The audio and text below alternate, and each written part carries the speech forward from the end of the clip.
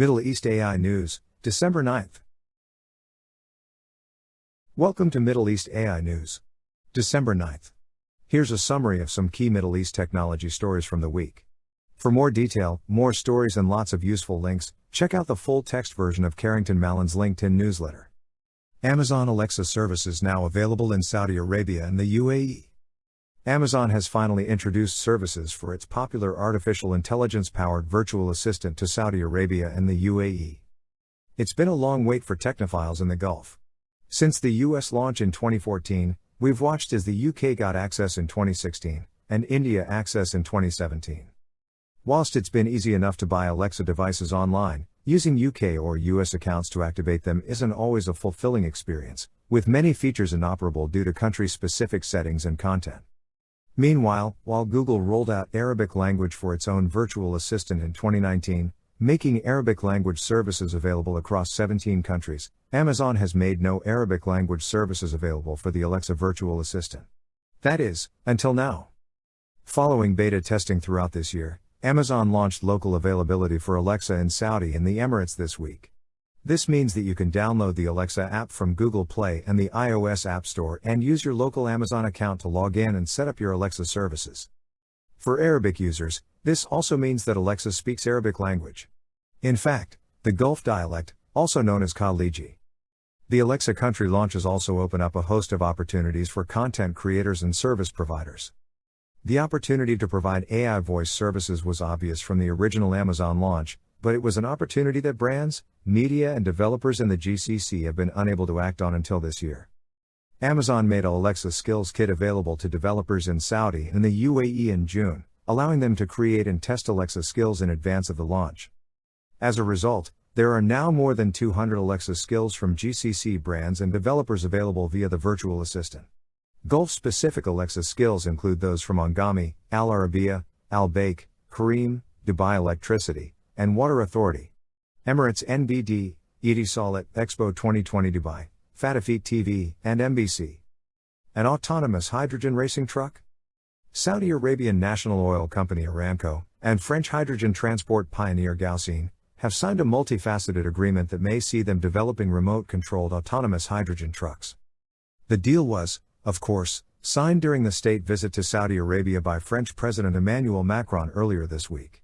The two companies will first conduct a feasibility study for creating a manufacturing facility and a hydrogen distribution business to serve the Middle East region. Aramco has already agreed to sponsor the world's first hydrogen-fueled racing truck, developed by Gaussin, in its bid to win the alternative energy class of the 2022 Dakar Rally. The rally takes place from 1 to 14 January in Saudi Arabia. The French group first announced that it would be entering a racing truck in the Dakar last month. With a top speed of 140 km per hour, that's 87 miles per hour, the H2 racing truck has a 402 horsepower electric motor at each axle, powered by a hydrogen fuel cell. The truck's storage tanks can hold a maximum of 176 pounds of hydrogen, giving the vehicle a range of 155 miles in race conditions.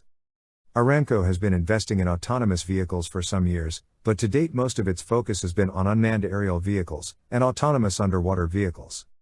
Drones and AUVs have proved to be useful to conduct surveys and inspection of oil and gas assets, transmitting real-time video and data back to the company.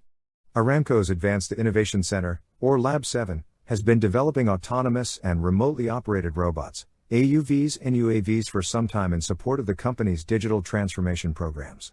Aramco is also developing the next generation of legged robots. Meanwhile, during the Qatar leg of the French president's GCC tour, Gaussin also signed a deal with GAM Qatar and GWC to trial zero-emission electric tractors and yard automation solutions. Consumers in UAE are more positive about AI than in Europe or US. About 3 in 10 consumers in the UAE feel that artificial intelligence will have a more positive than negative impact on society, according to a new survey from YouGov. The market research and data analytics firm set out to map the current state of beliefs toward AI and automation across 17 different country markets. As you might expect, the most interesting findings are in the differences in opinion from one country to another. For example, the UAE was overwhelmingly more positive towards AI than Europe or the US. While American consumers averaged 14% for acceptance, 16% for optimism, 12% for hope and 12% for excitement, UAE consumers registered 30%, 28, 28 and 28 respectively. The UAE scored similarly to China and India across acceptance, optimism, and hope, but scored above China in excitement, 28% versus 12%. Meanwhile, India, clearly the most excited country in the survey, scored 40%. Overall, Eastern markets have a more favorable outlook on the impact of AI on society than Western markets.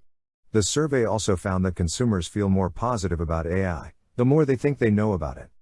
In the UAE, those that believe that AI will have a more positive than negative impact on society increases from 29% to 44%, when only taking into account those who claim to be well informed.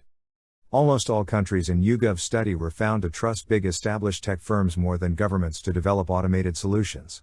This was true even in the UAE, where trust in government ability appeared relatively high compared to most countries in the survey.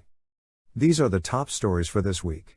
Do scroll through the full Middle East AI news on LinkedIn to read more about these stories and other breaking emerging tech news from around the region. Thanks for listening.